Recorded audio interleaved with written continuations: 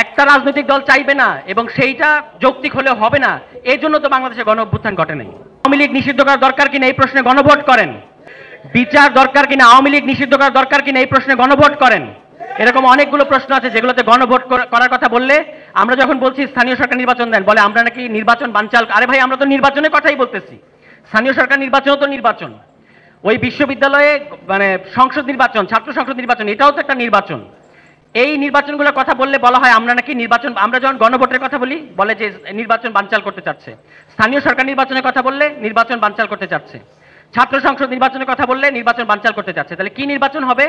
এই সংবিধান রাখা হবে, ফ্যাসিবাদী সংবিধান রাখা হবে, আওয়ামী লীগের ওই নিয়ম কানুন সব রাখা হবে, তার মধ্য দিয়ে একটা সংসদ নির্বাচন হবে।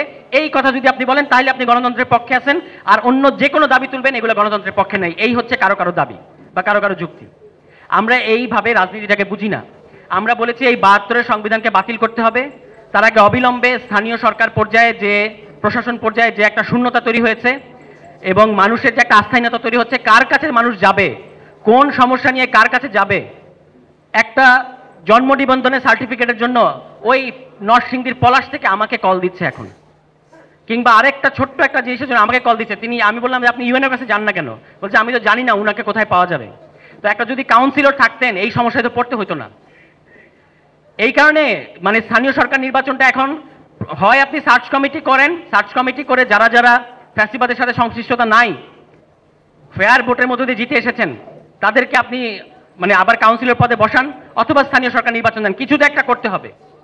এখন জাতীয় সংসদ নির্বাচন হতে হবে, তার আগে কিছুই হওয়া যাবে না। এইটা একটা বিশেষ রাজনৈতিক দলেরও দাবি, এটা ইসিরও দাবি, এটা নির্বাচন কমিশনেরও দাবি। নির্বাচন কমিশন আর একটা রাজনৈতিক দলের বক্তব্য হুবহু মিলে যায়। আমরা তো মানে আশ্চর্য হয়ে যায় যে নির্বাচন কমিশন আসলে কি চায়। তারা তো সরকারের উপরে সরকার হইতে চায়, সরকারের আগে তারা নির্বাচনের ঘোষণা দিয়ে দিতে চায়, জাতীয় সংসদ নির্বাচন। এত কেন তাড়াহুড়া আমরা ঠিক বুঝতে পারিনি। আমি বিশ্বাস করি যে আপনারা হতাশ না হয়ে আপনাদের যে একটা ফাইটিং ক্যারেক্টার আছে, এটা আপনারা আপনাদের অধিকার আদায় করে নেবেন এবং আগামী জাতীয় সংসদ নির্বাচনের আগে স্থানীয় সরকার নির্বাচন হতে হবে, রাষ্ট্র সংস্কার হতে হবে, সংবিধান সংস্কার হতে হবে। এই কথাগুলো আমরা বলেছি, এই কথাগুলোতে আমরা অটল থাকব।